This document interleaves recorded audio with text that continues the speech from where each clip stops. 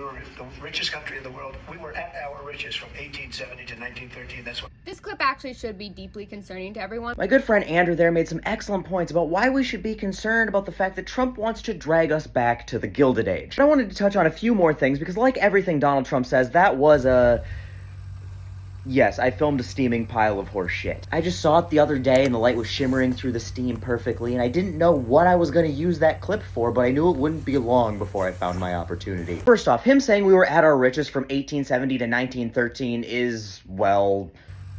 GDP per capita, which is probably the best measurement of wealth for a country, in 1900 was around $8,000 a person in adjusted dollars. Now, it's around $60,000. But since I know Kim Jong-un, intelligent, struggles with these concepts sometimes, I'll clarify that 8,000 is in fact less than 60,000. And the poverty rate in 1900 was around 56%, and it's around 11% today. Unemployment rates in the late 1800s and early 1900s were often in the mid to high teens. And then after the New Deal policies of the 1930s, unemployment would never even come close to double digits again until the early 1980s when Ronald Reagan kicked them up over 10%. Then of course it shot up to almost 15% under Donald Trump. Home ownership rates around the turn of the century were about 45%, and then in 1960 they surpassed 60% and have never gone below that again. Literally by every single metric you could use to measure wealth, we are wealthier today than we were at any point during the Gilded Age that he's talking about. You see, it's also really weird that he picked the random year 1913. Seems just kind of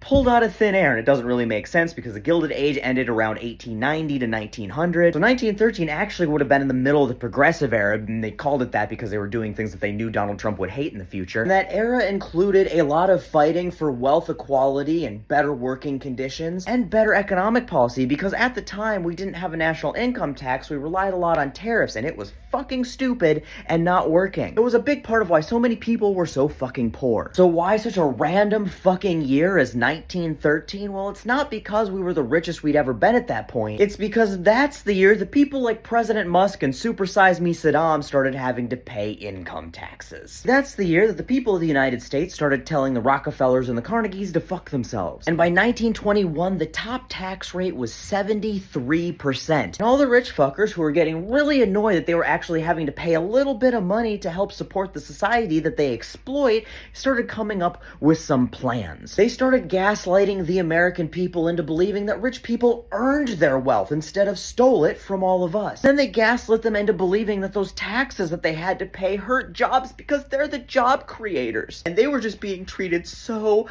unfairly. I just hear Sarah McLachlan singing now with those sad billionaire eyes in the background. They swooped in and they're like, don't worry, we've got a plan to save the American people from us paying higher taxes. It's called horse and sparrow economics. It's like this. Us, the rich people, we're the horses and you guys are the sparrows. And how it works is if you overfeed us, we can't digest all of that food, so we'll shit out a bunch of undigested grain for all of the sparrows to feast on. It was literally eat shit economics, and it was, of course...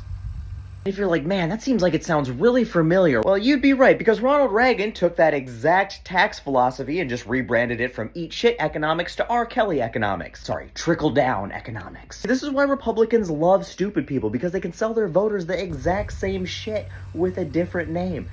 God, this little clip is really working out for me today. Anyway, they convinced, stupid people that eat shit economics was good for them, and by 1925, the top tax rate fell to 20%.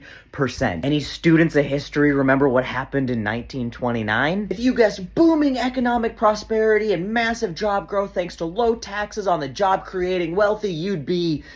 fucking wrong. It was the Great Depression. So that is why the Sheriff of Nottingham picked the random fucking years of 1870 to 1913, and that is the dystopian hellscape of the Gilded Era that he and President Musk want to drag us back to. Tax the fucking rich.